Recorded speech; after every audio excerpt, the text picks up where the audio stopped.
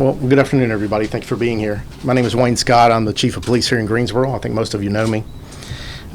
We're here to discuss some of the details of an incident that occurred on March 25th, 2014. I think everyone's pretty well aware of that. That day, there was a exchange between a Greensboro police officer and Miss Chu Di Vo that resulted in the death of Miss Vo, which is a tragedy. It is a tragedy for both our police department, for the Vo family, and for this community in its entirety. And as the ladies have said, we want to make sure that we preserve as much respect as possible as we go through this. This is an extremely complicated and inclusive investigation that I'm going to describe to you today, which is going to have many different parts. The parts we're going to discuss here shortly are including the 911 recordings, radio communications that we have captured, portions of our body-worn camera that former officer T.J. Block was wearing that day. These are all small parts of a large investigation. I'm going to attempt, as we take the next few minutes, to weave all those together along with information received by the State Bureau of Investigation, by the Greensboro Police Department during their investigation, and to explain the picture, the questions as it comes about. So I'll ask you to bear with me as we go through that. Today I will be using the screen to my left for some multimedia format. I will ahead of time tell you as we go through each particular slide what you're going to see so that you'll be prepared. And some of the things you're going to see are actually difficult to watch, and I will try to prepare you for that. Everything today will be in real time as you hear the 911 calls, as you hear the radio traffic, as you see the video, with one exception. The very last part of the presentation, and I'll remind you of this again, is actually part of the video we slowed down to help you understand it in a better way. Many lives have been touched by this tragedy, and I'm certain that there is not a day that goes by that the Vo family don't think of what happened. And I will tell you that we also think of the Block family and all those who have been touched. So I do appreciate you being here, and I appreciate you bearing with us as we go through it. We, the police department and the city of Greensboro, believe it is important that you have the opportunity to see what we saw in the same format. I will remind you before we begin that this entire incident has been investigated close to 2 years ago now by the State Bureau of Investigation, by the Greensboro Police Department. That investigation has been reviewed by the Guilford County District Attorney. All of those organizations, including the District Attorney, have found that the officer's actions were justified both in state and federal, abided by state and federal law, and that the actions were justified and warranted based off the facts that were presented to them. So, with that being said, we're going to get started.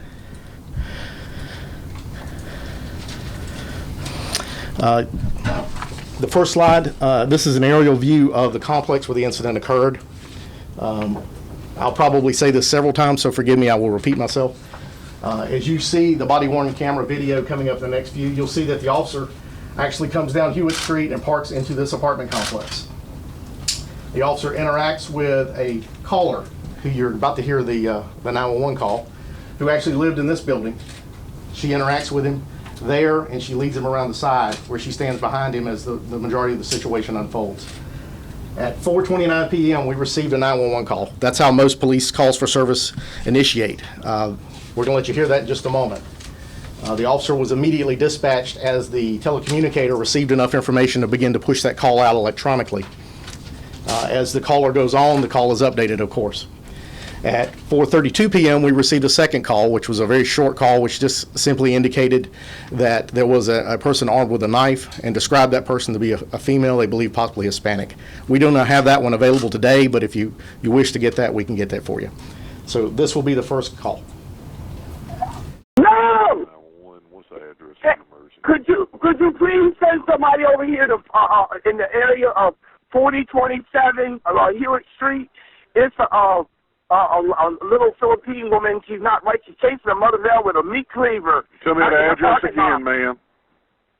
My address is 4027 apartment. But they're outside, and Mama's trying to run from her, and the mother's 75 years old. The girl got a knife.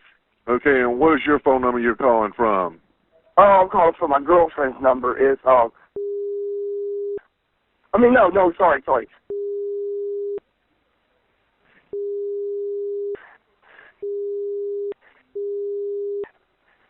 Okay, and what is your name, ma'am? White female what? They're Laos, Vietnamese something. Okay. Yeah. She got a meat cleaver. Well, you want to come in here? Can you give me a description of them? Running back. Oh, Lord, she's running back to my house with that knife again. She's short, and she's wearing a T-shirt. And what color? I mean, just like a white T-shirt? Yeah. She's fussing at my door with that knife in her hand. She's not like she went off a couple of weeks ago. She was doing the same thing. All right, man. We got him on the way. Who's she chasing? Pardon? Who is she chasing? She was chasing her mother. In the parking lot? Yes. All right, man. We got him on the way out there. If anything changes, call us back. Okay. All right. Bye-bye.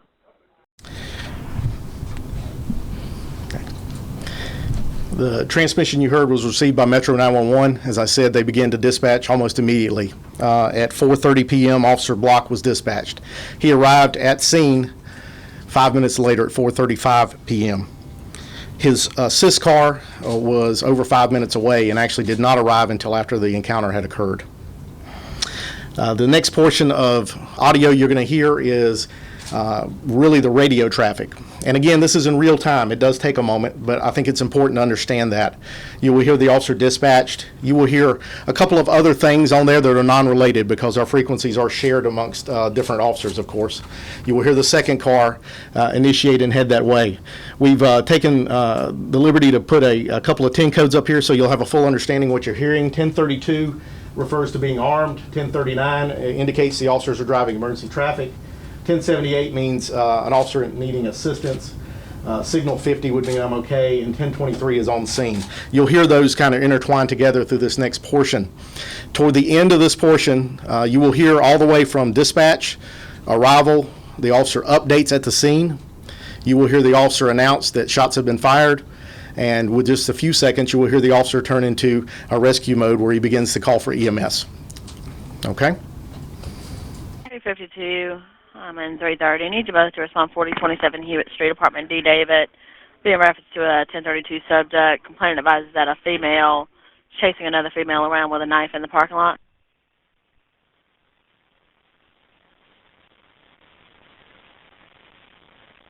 And it's just to 4027 Hewitt Street. 1032 subject is wearing a white T-shirt, be a short female.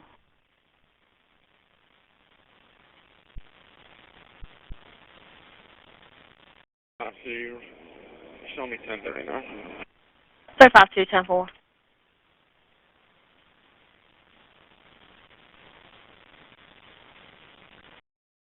Tried dispatch 330 going with you. Haven't checked around. I'm trying to pull another car from another district that's going to be close by.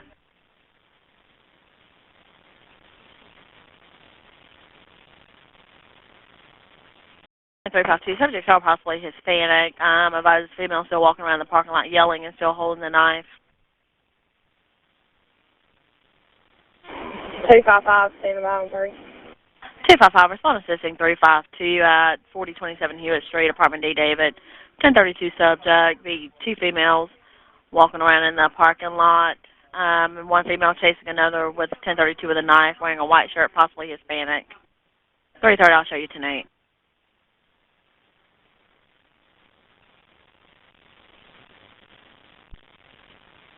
I copy. I'll be 1039 from the D2 sub. Tone.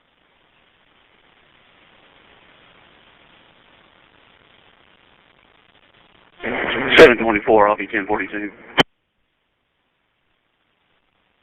724.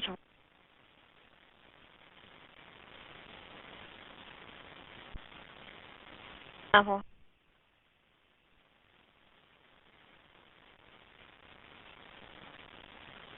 352, being advised that they're behind 4027. Copy. Being advised behind 4027, 255. Copy. 10-4.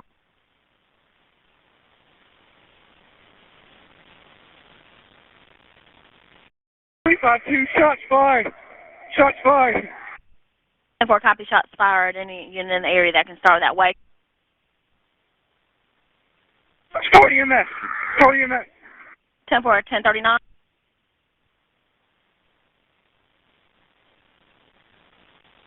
Area 4, hold the channel, treat like a 1078. 10-4. All units hold traffic. 1070.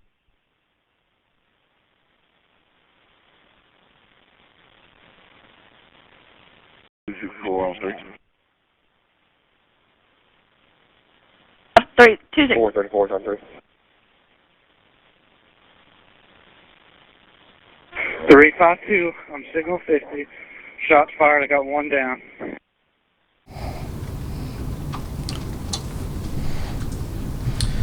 Okay. The next clip you're going to see is real time of the officer's body-mounted video, body cam. So let me take just a couple of minutes to show you what you're going to see, because the entire clip is only about 1 minute and 20 seconds long. Okay, so a lot of things are going to develop very quickly. So I want to try to give you an idea of what you're going to see, and then I'm going to show it to you again, but I think so that you have a better perspective before we get there. First, I want to let you know that this next slide is where we concluded the video that we showed the family. I've had that question. There are 2 additional slides I've added at this point, but we were able to show the family what you have seen so far, and we've showed them the actual real-time video. We showed it in excess of probably 5 or 6 times at their request. The City Council has seen the entire presentation at this point. Okay? So let me take you back for a minute about body cameras. Most of you are from this area, and you've seen body cameras from time to time and what they look like, how they work.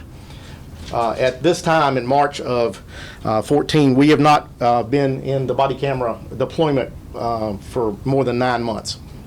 At that time, the greatest majority of our officers used a 2-piece part of a body camera, which worked as a camera that was affixed alongside their glasses. We issued sunglasses, both tinted and non-tinted lenses for them. And you will see them that even now, some of our officers wear that camera, or they wear it on their collar, and there's a second unit which is connected by a wire. That's considered a first-generation body camera. We're actually in the process through 2016, 2017, the technology is moving away from the 2-piece. One of the things that we found in the first few months of having the 2-piece is there are some deployment issues for us, and you're going to see a couple of those in this, and that's the reason I want to point that out. One, that because the camera being affixed here, that officers, you will see the officer's head move around. When you first see the video, he is in the car, he's looking for the address. When you see him stop, he is looking for the actual address. When he steps out of the car, he has an interaction with an African American female there in the parking lot. This is the same female you heard in the original 911 call. Okay? As he approaches her, this is an overcast day, he instinctively pushed his glasses up in this motion. So the video image goes from a directly head-on to you will start seeing trees and sky for a moment. He and the caller start to step around the side of the building. You will hear him ask, where is she? Is that her? You will hear her reply, her being the caller, go, here she comes again. At that time, the officer was about 12 foot around the corner of the building. He began to retreat. And you'll get an opportunity to see this several times. You will see he actually retreats about 12 foot with that caller directly behind him on his left shoulder. As he's retreating, his glasses fall back down. We asked him in the investigation, did you pull them down? And quite honestly, his reply was, I don't remember. But you will see we go from a sky directly back to everything is on the body cam again. Within about 8 or 10 seconds, you will see, you'll see immediately, you'll see Miss Vo coming down the sidewalk. You will see in her left hand a large knife. You will hear the officer give commands. And I'll go over the footage in just a moment. But when the officer turns around the corner, the SBI and our investigation and witness statements put that the officer and Miss Vo were approximately 40 foot apart. That's the part that you won't be able to see because the camera was still facing up. You will hear him begin to give commands. As he's giving commands, he is retreating because she's coming toward him. When he gets she gets approximately 12 foot away, and by this time the camera falls back down into place, he fires 4 shots. She continues to come at him. She gets within 4 foot, and he gives 2 more commands and fires 1 last round. She stops. She comes to rest at approximately the exact location he was when he started backing up. Okay? So that's a lot to take in just a few seconds. So when you see it, we're gonna go through it again, and we'll go through it in slow motion. All right?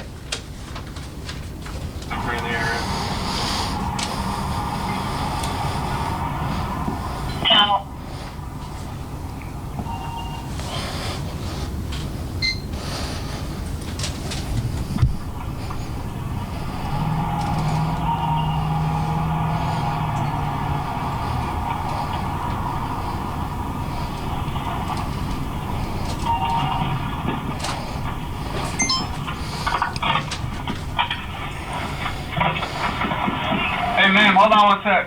Hey, where'd they go? Back of the building? Where? 352, and if they're behind 4027.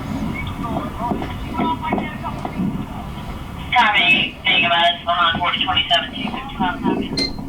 Where? Mommy, get here. Take them off. We got people leaving. Okay, stay here. Oh, yeah. Where is she? Come in here. Where is she? Is this her? Hey, put it down! Put it down! Put it down! I'm telling you, put it down! Put it down! Put it down! 352, shots fired. Shots fired. So again, just to recount what I told you a moment ago, the investigation reveals that when he turns the corner, there's about 40 foot apart.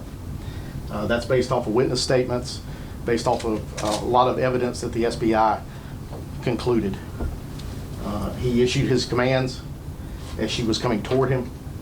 At the 12 foot mark, he fired 4 rounds. At the 4 foot mark, thereabouts, he issued 2 more commands and fired 1 last round.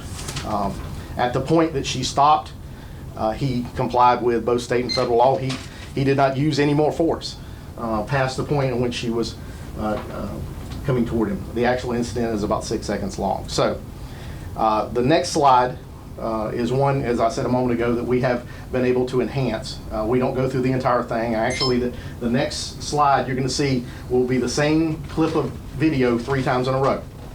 It will start approximately the time when he turns the corner. And the first one is at normal speed, just as you saw before. No enhancement by us at all.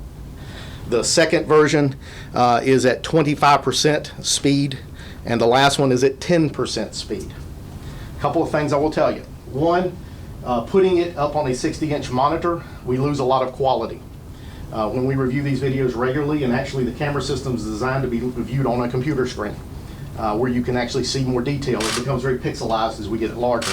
Understand that. The product that we will be pushing out through the GTN network will have it where I think you will have a better view of the actual video.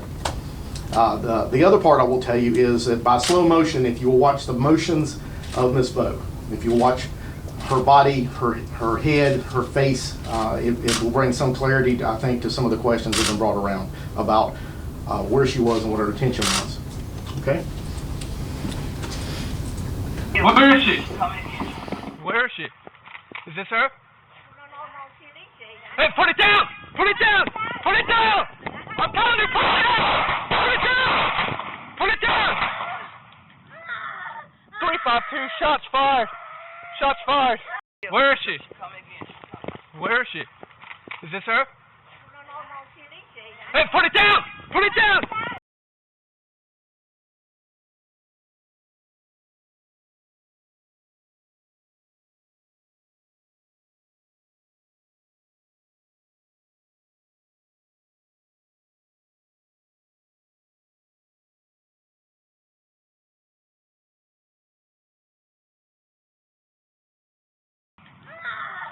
352, shots fired. Shots fired. Where is she? Where is she? Is this her? Hey, put it down! Put it down!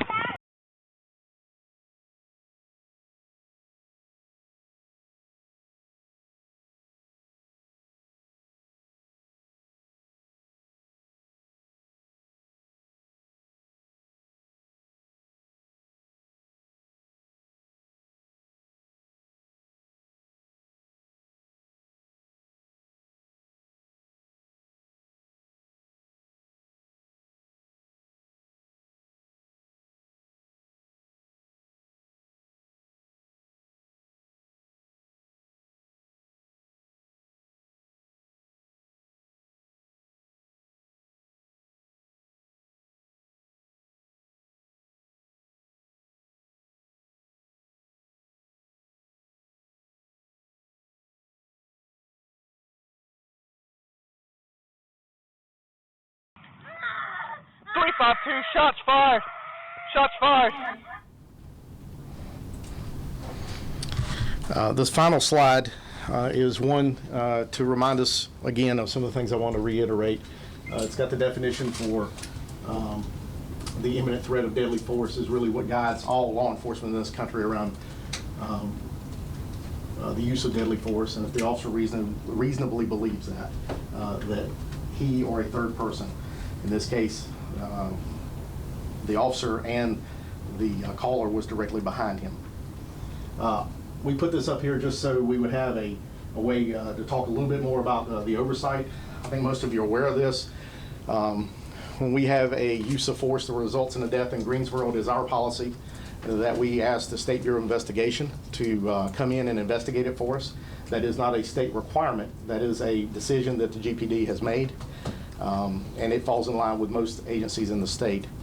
The second portion of that for us is to look and see internally, are there problems that have occurred. That would be run by the Greensboro Police Department, both our criminal investigation and our professional standards. The State Bureau of Investigation will then take their report to the district attorney, and the district attorney makes a decision. In this case, we contacted both the SBI and the district attorney's office, and we invited them to come here today. Both of them declined. Both of them were comfortable with the statement that they had concluded their investigation almost 2 years ago. They felt that this was no new evidence. They've seen the video, and they stand by their findings that the officer was justified in the level of force that he used on that day. Both of them did want us to relay to both the public, the community, and the media. They will be happy to speak with you one-on-one if you'd like to reach out to representatives.